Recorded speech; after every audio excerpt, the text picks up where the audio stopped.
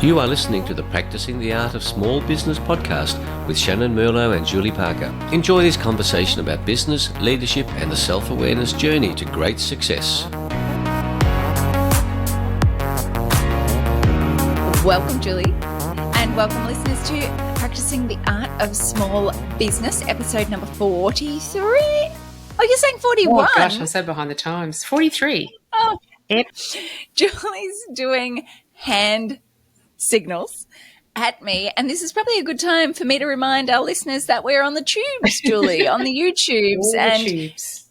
If people want to actually see how we communicate with each other while we're on the podcast, but not actually talk to each other, it's a good way to find out. It's a warm day today, isn't it, Shannyn? We're heading up for a few warm days in a row. We are. And the guy called me to replace my air conditioning today, and he will be out next week as we go into winter, which is wonderful. As long as the timing is right. It's perfect. Well, the first few hot days of this season, our air conditioning carked it too, so I can't extend to you complete sympathy with it because I've been through it myself. So if I suffer, somebody else should suffer as well. I've just got your extended suffering because mine's been out since December. Oh, so well, maybe I do feel sorry for you. Thank you. I appreciate that. Julie, we're on episode number 43. By the sounds of it, yes. Yes. And we're going to have questions. Question time with Julie and Shannyn. With Julie and Shannyn. You suggested today's topic, and I thought that's kind of brilliant. So do you want to give me a bit of a backstory, and then I'll back that up with another backstory, and then we'll go from there. How does that sound? Sounds groovy. And I've got a feeling my backstory for over this past week is going to resonate with every single person that watches or listens to this program. Not to put a too fine a point on it. And so with your projects within your business, whether you're a service industry, product industry, whatever the thing is, you're out there trying to get all the 100 things right when you are marketing or communicating the value of what you offer or your product offers to the marketplace. And when they don't, it's always actually surprised me, to be honest with you, Shannyn, when I do put an ad out on social media or send an email out to my whole list, even after 10 years, I'm still surprised when people don't all of a sudden sign up straight away just after one email. Why aren't they, Julie? I don't know. As I say, I've got to get 100 things right like everybody else does in order for people to eventually buy. And it's such a long process, so many details. All the marketers have different little pieces of advice around it. But this past week I've repeated the same question to myself that I've repeated many, many times over the past 10 years. And let me know whether you've repeated it to yourself as well. When you research and try the thing and you end up going, like you're driving down the street and you get an email and you think, oh, maybe that's someone buying, still no one buying. And you end up screaming to yourself in your head, what's going wrong? Why aren't they buying? Have you ever felt that way before, Shannyn? No, everyone buys. Everyone buys everything I offer. Yeah. To be fair, we did start the conversation with how's things. I said, everything's great. Everything's moving along. I just want some more people to buy. So that's right. Don't we all? And so it's about recognizing there's a frustrated question that we can ask ourselves, and no answers ever really come in when we ask that question. And so it did bring me to the thought this week, or maybe I'm asking myself the wrong question. Maybe I'm asking myself a poor question, and there are more helpful questions that I could be asking. And so this episode is going to be about the questions that we ask and the usefulness of them, not the youthfulness of them, because questions are not age appropriate. Well, actually, no, questions are age appropriate, but we're going down another rabbit hole. So, yes, I think that this is a great topic because the experience that I've actually got two. I've created another one, Julie. Ooh. But I think I've shared on the podcast. If not, everyone sit back. This is a get to know Shannyn moment. I am Shannyn and I am a ruminator. Yeah. I love me a rumination. I really do. Julie, hobby, isn't it? It's Fantastic. Because my brain doesn't have enough things to worry about to start off with. It creates problems and just ruminates on them for days and days. And my therapist actually said similar thing. What's the questions that you ask? And one of the things that she said to me was, or a strategy that I could use is, am I trying to solve a problem or am I beating myself up? Because from a rumination perspective, especially when there's, an experience of reflecting on the day or a problem, is my brain trying to tell me you're not good enough, you're really crap?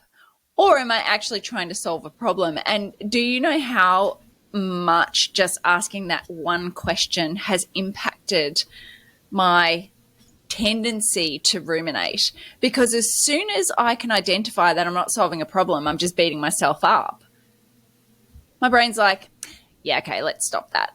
That's great. I love it. So the power of the questions that we ask ourselves is incredible. And the final example that I wanted to give, which I think all of our listeners would be experiencing as well, is as we do run the business, there is often this time pressure. What do we do? Getting distracted, focus problems. And I think often if we asked ourselves the right questions, we would be able to shift out of that overwhelm experience quicker. But we might not even get to the overwhelm perspective. So there is a huge amount of power in the questions that we ask. Yeah, that's it. And when you think about it, our own histories, it's through moments of frustration often that becomes the turning point. We eventually identify a path and we go down there and we learn things or adopt things or discover things or do things that we go, oh, that worked. So the frustration, it can be useful. I think what it ends up looking like in your life is whether it's actually helpful or not. Like, how quickly can you move through it? Does it debilitate you? Those sort of things. We don't want it to be debilitating frustration. We don't want it to be stagnant frustration that we don't move on for it. We just like to sit in it. And so your rumination thing, that's interesting, because you're like, is this going to be useful? Is it useful thought? Well, in that case, it's just a rumination, standing still thought. Well, they haven't got time for that. Let's go on and do something different with this. Mm-hmm. Mm-hmm. Yes, absolutely. So perhaps I want to start off with how I thought what we do, Julie, is one of the frameworks that I love teaching people, and I'm sure we've talked about it before on the podcast, but I don't have a recollection of what episode it is, but above the line and below the line thinking, and we'll pop a really fantastic image in the show notes. The show notes, great. Check out our show notes. They are very useful. So we'll pop them in the show notes. But perhaps if we describe in terms of a framework on what questions we ask ourselves, perhaps we start at the bigger picture of above the line and below the line thinking, because I wonder whether most of the time when we're in a below the line thinking stage, we are asking those wrong questions. Correct. It comes from the space that we're holding, doesn't it? Yeah. Exactly. Yeah. And a classic example of that is, what Tony Robbins kind of says in a way when he talks about there are people in the world that think that life is happening to them and others that think that life is happening for them. In one of those low energy spaces, if that's the one we're holding, we do get a little bit victim-y. Oh, it never works for me, it works for everybody else as well. And rather than actually helpful thought that progresses you forward down a discovery journey. Yes, absolutely. Julie, what's your understanding of the above the line, below the line thinking model, framework thing? You talk about it often, and I have always imagined that one is disempowering, below the line is disempowering and stuckness, and the other is empowering and forward motion or progress. Yeah, exactly. And I'll go through some examples of above the line and below the line, but another way or another thing that people might have heard or referred to is cause or effect. Are you thinking that you're at cause of what happens in your life. So you are the cause or the creator of all the good and all the bad? Or are you sitting at effect, which is below the line, and therefore you are at effect, EFFECT, not affect, effect of everything that's happening to you? So exactly like you said, are you kind of the hero and therefore take on the responsibility of sitting above the line and being at cause of your environment, or are you at effect of what's happening? And some really great examples. There's a couple that I really love that help put into perspective what above the line and below the line is. For anyone who's on the tubes, I keep looking to the left. Like there's a ghost there. Like there's a miming to what to say. There's someone actually feeding me lines. No, I actually have this model that we'll have in the show notes sitting on my wall, and it has been there, I think, for as long as I've been running the business. So this is a thing that I look at every day to remind myself, am I at cause or am I at effect? So a couple of things that I love. Blame is below the line, but responsibility is above the line. And how many leaders do you know, Julie, who sit and blame everyone else for their problems instead of taking responsibility? It's them, not me. Correct. But from a question asking perspective, if I'm above the line, then I'm not saying who can I blame for this. I'm looking at, okay, how am I responsible for the creation of this problem? Where can I take responsibility for, especially if you're in a leadership position, where can I take responsibility for not communicating well enough, not having systems set up well enough, not having boundaries set up well enough, not communicating? Did I do communication? That's good. That's anyway, it's very important. Yeah. Communication, how am I not communicating well enough? So, and again, they might not be the best questions, but they're a better question of how am I responsible as opposed to how can I blame someone else? Yeah. And in that specific little scenario that I've just written down, what else could I have done? What else could I have done? Because, responsibility goes, if you want to go for responsibility, goes all the way. You were equally involved with generating that result. Correct. I love that. What was that question again, Julie? What else could I have done? What else could I have done? I love that. I'm writing that down. Could I have done? And to be a bit more specific for the lovely listeners and watchers, the viewers, what else if it was a team member that wasn't performing well, underperforming, what else could I have done to make sure that they were clear on the why, that they were clear on the process, that they understood what success looked like, that I could have given, what other resources could I have given that person? Did I give them enough training, enough time, enough patience, enough support, etc.? Exactly. Another one that I really love is problem solution. And this is the rumination part. So problem is below the line, solution is above the line. And I now share this with clients in my initial engagement because we can, when we're in an unresourceful state, we can easily stay in that problem state. And the number of times that I have said to clients, what I would like you to do, and there's, a bit of art and science and coaching around it, but ultimately I want you to come up with 30 ways to solve this problem. And people are resistant often to that because they want to stay in that space of, no, but I've got this problem. And it's like, yep, you do. And I've tried to solve it. Yep, you have. But there's another way to solve it. So if we've got a problem-solving mind, then we are looking for ways to.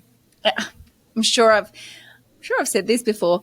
We don't skin cats, just for the record. We do not skin cats, but there are 1,000 ways to skin a cat. So there are 1,000 ways to solve a problem. Or as Paul Simon, is it Paul Simon? Simon and Garfunkel, Paul Simon says there's 50 ways to leave your lover, Many ways to do stuff. There's 50 ways to leave your lover. Julian had to sing a little bit more for us. So certainly I think that we can often also be in that mindset of, no, I've tried to solve the problem and it didn't work. And so I'm done. And I'm guilty, Julie, of saying, oh, well, let's give up then. Nothing else we can do here. You tried. Yeah. You failed. That's it. This is unfixable. Unfixable. And another example, which is probably the other one that I really like above all the rest of them, there's heaps, and different words will resonate with different people. But similar to problem and solution is stuck and choice. So when we feel like we're stuck and there is no option, the above the line way to think about it is, where is the choice that I have here? Or what are the choices that I'm currently making that if I made different choices, I would no longer be stuck? Which I think comes back to that question that you asked. If I'm stuck and I've created this challenge, what else could I have done is a choice. What other choices could I have made in this scenario? Or right as I'm in the scenario is, what other choices could I make? And it's interesting. The thought that has come to my brain after you've been mentioning those things is, in order to come up with solutions, we need to get that creative brain happening. And when we're feeling crappy about ourselves and all's lost and there's no answer to this and it's just blah, blah, blah, blah, is that when our creative brain is in action? No, it's not. So recognize that, if you want to remain in that space, go nuts, give yourself a time limit. I'm going to remain in the space for 2 hours and then I'm going to snap out of it, or I'm going to park that problem and feel bad about it until I reschedule to start thinking about it again at 10 o'clock in the morning, for example.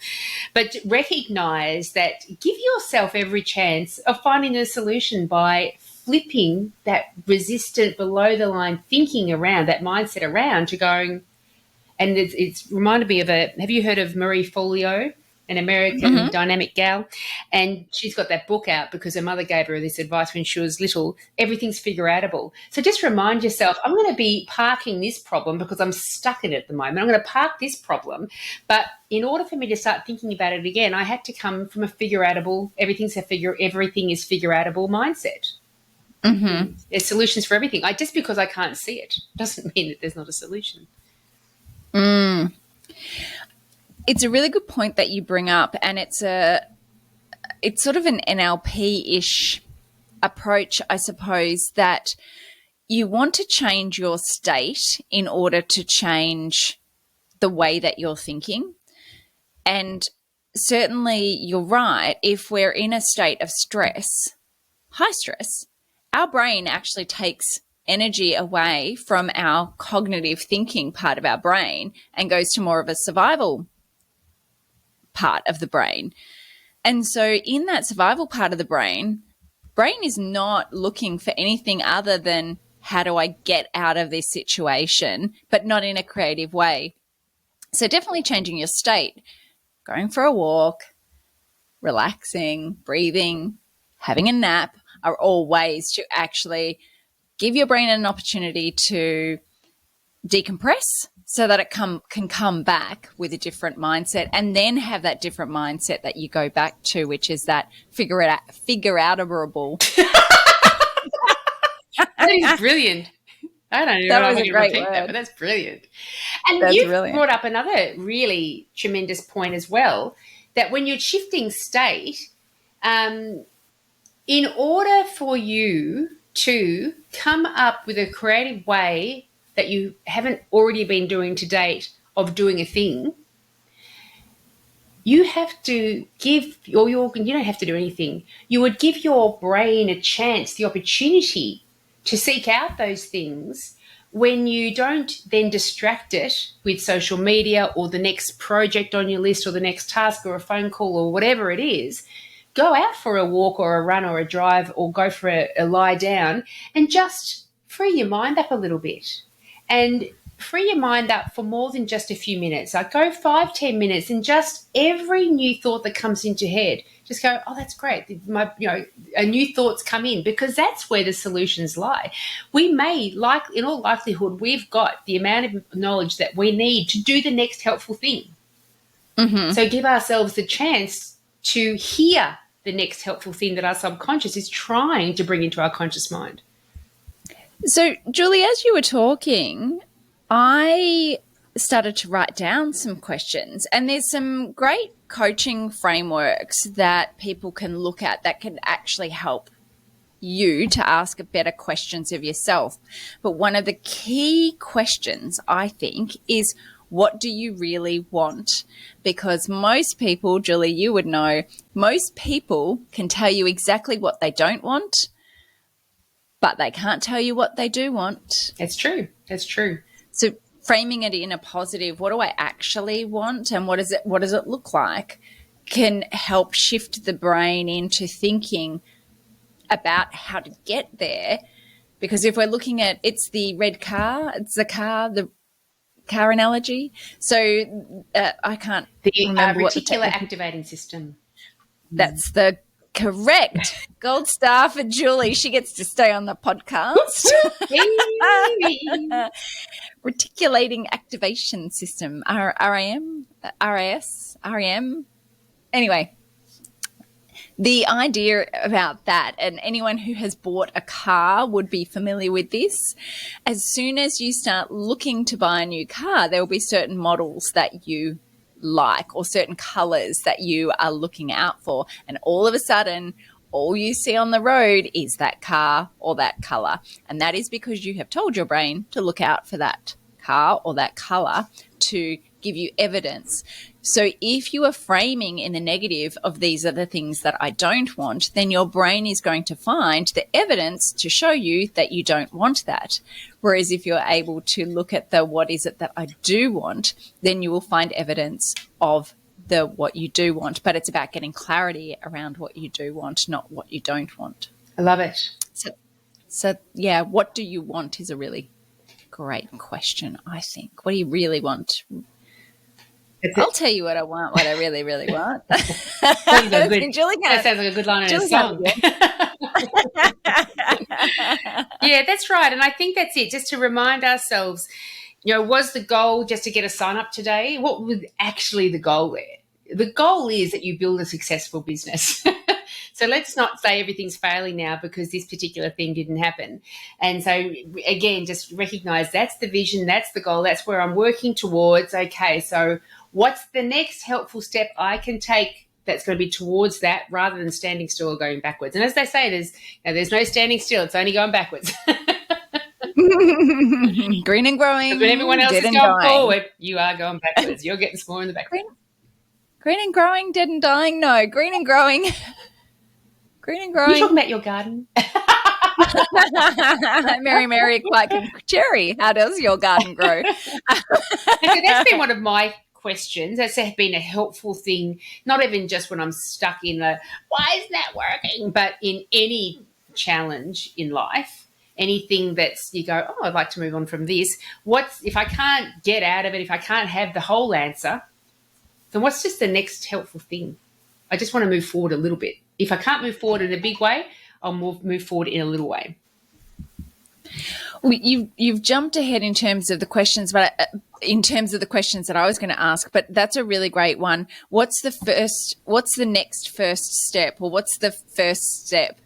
A lot of the time when we're getting overwhelmed, we've got lots of things. And I had a client yesterday who was in overwhelm, and there were lots of tasks going on, and they said, I know, I just need to break it down. And I'm like, yeah, you do. But perhaps we're not thinking about this in steps, because the first step is to break it down. We're actually going between, I know I need to break it down, but then I've got all these other things to do. No, the first step is to break it down. So let's break it down. So actually really solidifying what is the next best step for you to take can really help in that situation of, I've got so much to do. What do I do next? What is the next step? Yeah, that's it. That's it. I love the question around failure, or not so much failure, but what's not working is, what am I learning? Oh, I love that. That's good. What am I learning? And I was just bringing up a quote so I could get it right, and that kind of, what you just said just feeds straight into it. Do you mind if I read it out? You can read it out. as you would know, and anybody else knows who knows Charles, he's a huge fan of Buckminster Fuller. And Buckminster Fuller, for those people who are not aware of who he was an American architect, systems theorist, author, designer, inventor, philosopher, and futurist. And he's known by Bucky, but he also published over 30 books. He was the world president of Mensa from 1974 to 1983, and he was awarded 47 honorary doctorates because he was just so brilliant, like ridiculously brilliant.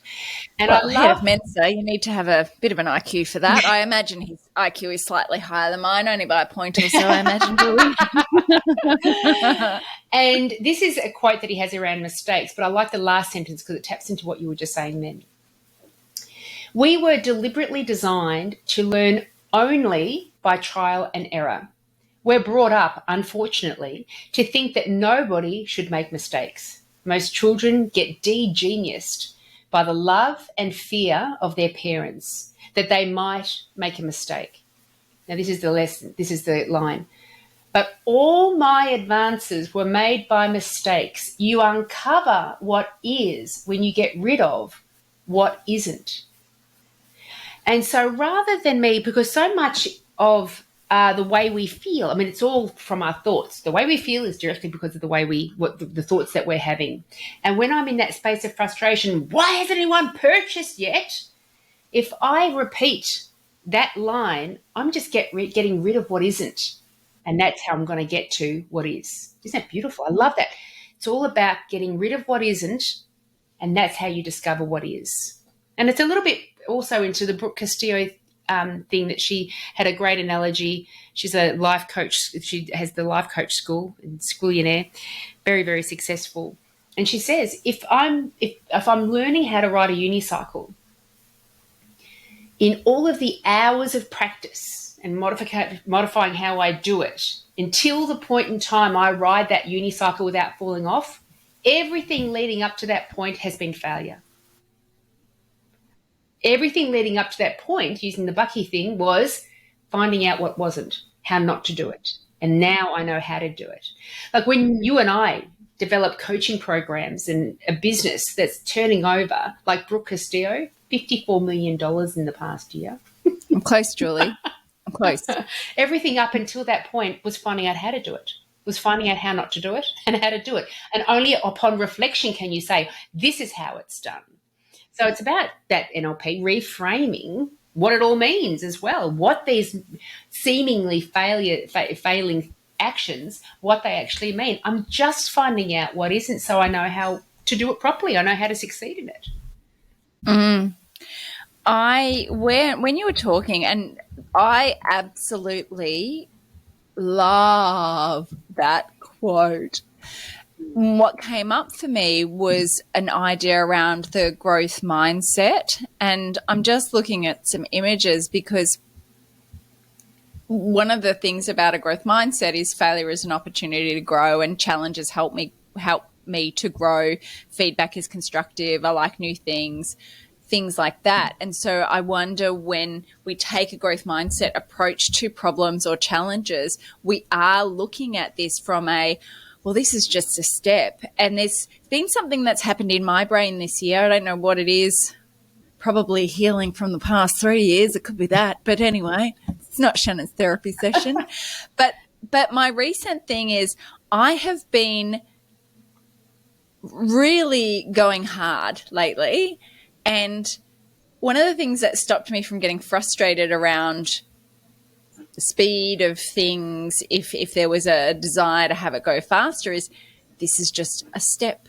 This is just a step. This is just a learning opportunity. I'm on the pathway. Yeah.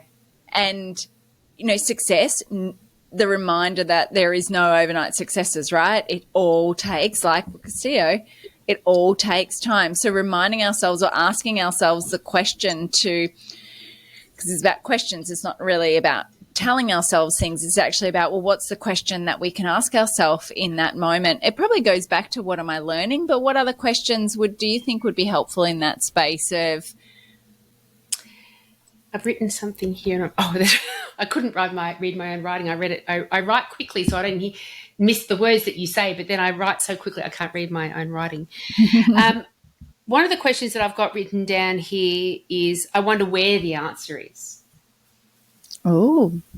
So do I need to speak to somebody different? Do I need to listen to a podcast? Do I need to do some research on YouTube? Do I need just to do a random Google search? Do I need to find somebody that is in the same workspace as me and ask them the same question that's going through my mind? So I wonder where the answer is. If it's not coming out of my own brain, where could I go to seek out that answer? Which kind of leads me into another little thing, but I'll let you go first. Oh, no. I was just going to say that the question that I would ask on the back of that for me would be, who else has solved this problem? Beautiful. Beautiful. I love it. I love it. Yeah. Yeah. What was your little addition? Well, it just made me think about earlier what you were saying. I can't remember which one, but there was a little meditation that my old next door neighbour told me about years ago, and I found it wildly useful when I had my own dental practice. I was out the first time that I was really the leader, the people manager, the business responsibility, all the things. And she had this lovely meditation that if I was having trouble with anything in particular, I do the usual kind of meditation thing where you're kind of walking down a spiral staircase into a dungeony area, walk down, get to like a nice hypnotic space. And then there's 2 chairs in the round little stone dungeon, and there's a door. And have in your head the kind of person that would have the answers. So if it was a moral or business dilemma, my dad would be the one that I would go to for answers around that. And there could be the same when it comes to, a human interaction with a team, or an inspiring human being, or even possibly somebody who was very effective in marketing, or whichever mentor that you know or you don't know that is alive or dead. You summon them. You knock on the door, and you summon them into the room, and you sit with them, and you say, "This is exactly what's going on for me right now." And then you be quiet, and you let them speak. And every time I did it, new insights were revealed to me, whether it was a universal thing or whether they're back there in the subconscious anyway, but I just gave the opportunity for them to come to the conscious. Whatever the reason behind it, I always came out of those meditations with helpful information. So that's really just giving yourself an opportunity to take a moment, and then allowing your brain to kind of oscillate, and whatever you believe in, it really doesn't matter, because one way or the other, a new thought will come through. And I think it's helpful to get out of your own head, because you've got that internal dialogue. You're not good at it, which is why you have to do the meditation. Why you have to ask for advice. And so if you go, oh no, but the information is coming from somebody, not me, it's from over there. And so I think that getting into that way, that dialogue with somebody that is not yourself, it no longer relies on your own core values, belief systems. It's not, all the information is not battling through all of that first. You know what I mean? Like, it's coming from somewhere else. So it doesn't matter what I think, believe. This is just new information that's coming in from somebody else. I'm not hindering myself. I'm not smothering it myself. I think a strategy, outside of certain questions that you ask, a strategy that is useful is actually externalizing the question and the answer. It's not something that I use because I'm bonkers enough, and if people heard me talking to myself, they would definitely know that's terrible. But it's not something that I'm necessarily comfortable with, but others have said to me that actually talking in the mirror or asking the question externally has shifted, and it's just because it uses a different part of your brain. Nice. I like it. I like it. I've just, for anyone again on the tubes, I got out my big red book, which is my foundational coaching stuff, because there's some really good questions in there. One of the questions that the coaches, the professionals use is, what would you do differently next time at the end of a session? But I actually think that when you're in a challenge is, once I've solved this problem, what would I do differently next time? And that might be a really confronting question, but what that preempts or what it presupposes is that you've already solved the problem and now you've already stepped up to that new level. So once you've already stepped up to that new level, how would you do it differently? Yeah, and that brings me back to, that I come back to it all the time, that space that you created for me, how to get over anything in your life, shift any unhelpful belief in your life or whatever the thing is, but you had me future pace to the more successful me and identify what this person did, what their habits were, how they behaved, how they thought. That's right. And so, okay, the person 1 year down the track's already, the 1 year in the future version of you has already solved this problem. So go talk to her. Yeah. But that's exactly right. So that really goes to some of the, is it James Clear, Atomic Habits, around the identity? In order to really fundamentally create change, we've got to change our identity, because it's not us today that solves the future problems, but it's the future version of us that solves the problem. So we have to identify who we are in the future. And simply by doing that, we start to embody the person in the future. And so we ask the question of, how does my future self do this? And in fact, I've got a question, I've got it on a Post-it note in front of me that says, and this is all about future, Shannyn, how am I turning up today to foster a beautiful relationship with her, being me, tomorrow? And so that came about through this idea of, if I want future Shannyn to have a good life and to have a meaningful life and to overcome the challenges of past Shannyn, then how do I need to show up today in order to achieve that for future Shannyn? And that's been a really impactful question for me, because it's like, well, if future Shannyn's really fit and healthy, current Shannyn has to drink less. But I want to come back to what you talked about too earlier. 50 ways to leave your lover, 1,000 ways to skin a cat, 30 ways to solve a problem. There are all these lovely figures out there. I think that's a good starting point as well. Regardless, I'm not going to gauge whether I'm going to do any of these or whether these are the absolute answer or not. But let me think of right now, let me just write down 30 ways or 20, whatever resonates with you. It has to be more than 10, I feel like, because you have to start getting those creative juices flowing.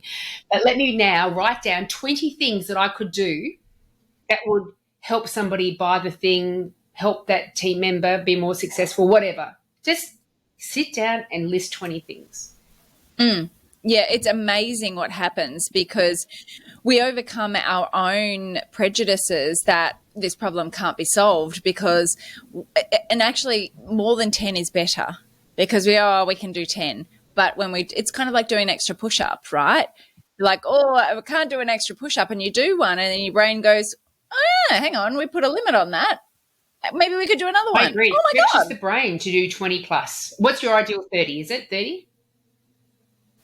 30 push-ups? No. Yeah, sure. Go for it, Julie. I saw Charles doing push-ups after his bike ride. He was out there doing push-ups on the lawn before. Grounding and push-ups at the same time. Multitasker. No, it depends on so your question was, how many suggestions do I ask people to come up with? Depends on the person. This is the whole idea of coaching. Some clients I will challenge to give me 30 ideas. Some clients, if they're really sort of stuck, it'll be 10. But I will kind of go 10 is the minimum, and you want to get further than that. And what I've added here too is keep the lists when you've written down, or you're going to come up against this resistance time and time again in maybe, half a dozen different avenues of your business. Start keeping a list, put them in, an online calendar that keeps appearing, event that keeps appearing, or Trello, or whatever your process is, but keep the lists. And so next time you have that, reflect over the list. Oh, that's right, there's a whole bunch of things I can do now. I'm just going through my foundational coaching stuff to look, and there's a certain set of questions that I'm trying to find. But one of the other ones that I come up with, oh, Shannyn, come on, get some English proper. If you don't have the problem, how will that be a problem or issue for you? One of the things that we resist is change. And if we can actually identify that one of the things is that we are resisting the change because there is a secondary, not so much a gain, but there's a secondary cost to it. Once we know what that is, we can then be aware of what is holding us back. So that question is, if you don't have what you want, if you don't get the answer, how will that be a problem or an issue for you? Or the alternative is, if you do get that problem solved, how will that be an issue for you? Because a lot of the times, not so much yourself, Julie, because I think you play above the line all the time, but a lot of us don't want to change because everything that happens, there's always a secondary gain. So I think I mentioned to you, Julie, I've had a couple of clients who've been getting like lack of focus and all the rest of it. There is a gain in there. So actually asking the question, what is my secondary gain? So for example, an example might be, I say I want to be fit and healthy, but then I don't go to the gym, or then I don't eat right. Well, what's the secondary gain? Well, the secondary gain is that I actually don't have to go to the gym. I don't have to sweat, and I get to eat sugary lollies. So actually, called enjoyment of life. Yeah. Exactly. And so this is where, when we can at least identify that we're getting a gain from the experience or from the problem that we have, then we can understand why we're staying in the problem. So what am I getting from this problem is a really good one. I like it. Julie, I also want to share a little coaching questions. And I very rarely ask these questions because honestly, I think it takes a lot of brain space to answer these questions. But I think they're really helpful because they can, one, help uncover why change is not happening, and they can help you look at the problem in lots of different contexts. So it's called a Cartesian question. And I'll just read them out. And Julie, I'm not going to be able to look at your face, so I will have to play this back to see what your face does while I'll make sure it's animated. Yeah. So, what would happen if you did X? Which is, did X solve the problem, fix the issue, whatever. What would happen if you didn't do X? What wouldn't happen if you did do X? And what won't happen if you did X? And what won't happen if you didn't do X? Gotcha.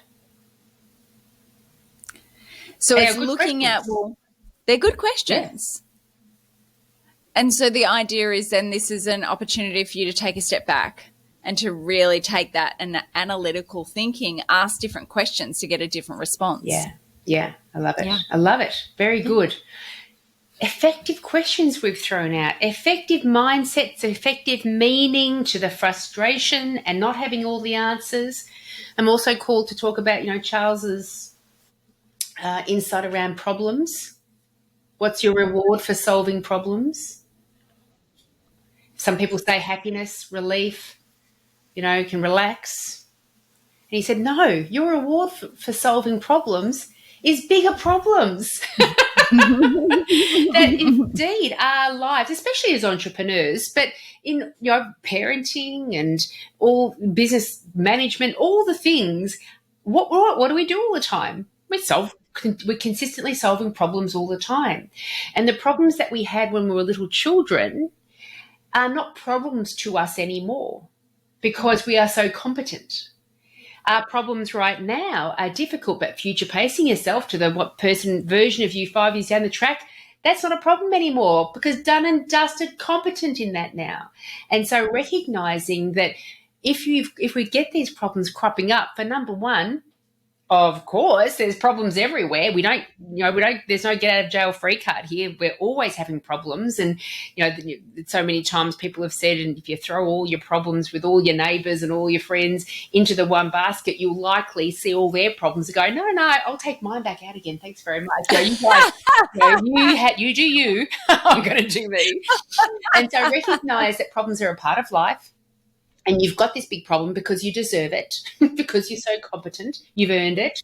And when you solve it, done, you're more competent and it's no longer such a big problem moving forward. And so it is part of that growth journey, isn't it? That constant, never-ending improvement, evolution.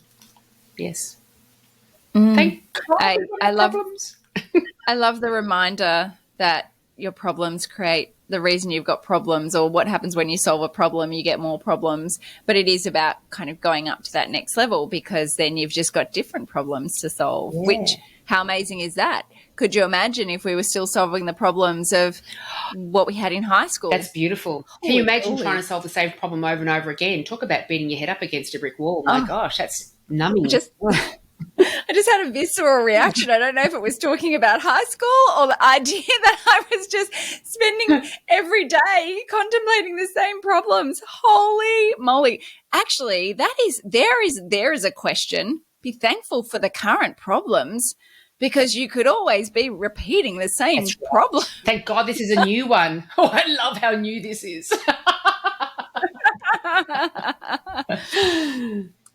Well, Julie, are there any other questions that we need to ask, which is a question mark? Well, it certainly helped me reframe the frustration. And I agree with you. I think that Bucky quote of we're just determining what isn't, for us to know the what is, and, this is the journey. This is enjoyable, depending on what side of it we're looking at, that, the world's working for me, the world's working against me, sort of thing. So it is just about making sure you get your mindset right around it. Chunk yourself into a different space, a more helpful space, and that's where the solutions will be revealed to you. And I know that we're wrapping it up, but actually, and the question to ask around the mindset is, what mindset do I need to have? So simply saying, or just change your mindset. Okay, to what? What mindset is going to help support me to get from where I am to get to where I'm going? Yeah, and it's helpful. I mean, you've got that above and below the line thing off in the distance there where the ghosts are. Reminder. I've got all these great quotations. Choose to be happy. Keep your mind fixed on what you want in life, not on what you don't want. All of these helpful quotations. Do whatever it takes for yourself to remind yourself of these helpful mindsets, so you can more easily be reminded of the space to hold. And asking the question of, what do I need to do to remind myself around these mindsets? Because we're all unique, right? You've got them, certainly putting them visually is really helpful. Some people write them on their mirror so they can look at it in the morning. Some people do it as an affirmation first thing in the morning. Some people rewrite them every day. So definitely looking at that. Oh, there's one more question which came out of the Hero on a Mission workshop, Julie, and that is, what is something that I would regret if I didn't do it today? Nice. What is something I would regret tomorrow if I didn't do it today? It's not around goals, but it's like, I really want to call that person and I'm going to regret that if I don't do it tomorrow. Or I'm going to send that text message and tell that person that I love them. Hopefully someone that it's not inappropriate for you to hopefully know them. Don't just ring a random number. It just confuses people.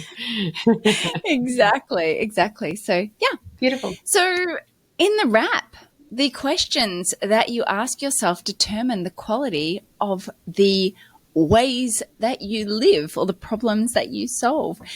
Have a think about, check out our above the line, below the line item in our show notes or show notes, either way. And be aware of how you're framing the problem and ask a better question to reframe your experience in a more positive way to solve the problem. I love it. That's my wrap. I'm really very, very thankful for my problems, I have to say. I can't wait till I solve them all. Yay! Because then there's going to be bigger problems. Maybe I don't want to solve my current problems. I don't want bigger problems. No, that's not the right mindset. Well, it depends what mindset you want, right? Yeah. Thanks, Shan. Well, I'll speak to you again in a couple of weeks. Yes, Good you luck shall. to your beautiful webinar that you're hosting. Did you want to say a couple of things about that? Well, I can. Part of my strategy is to run free information and educational webinars once a month, ideally, over this year. And they are not one of those things where you get up and you hear 5 minutes of content and then it's a nice hard sell for the rest of the hour.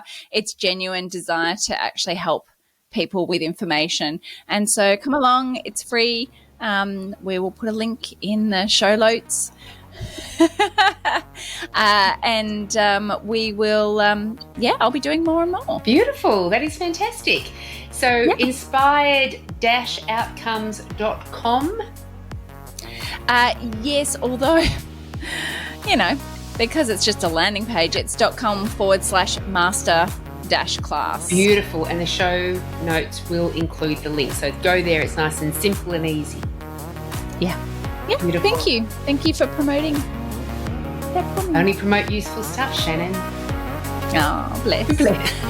See you in a fortnight. Thank you. Bye.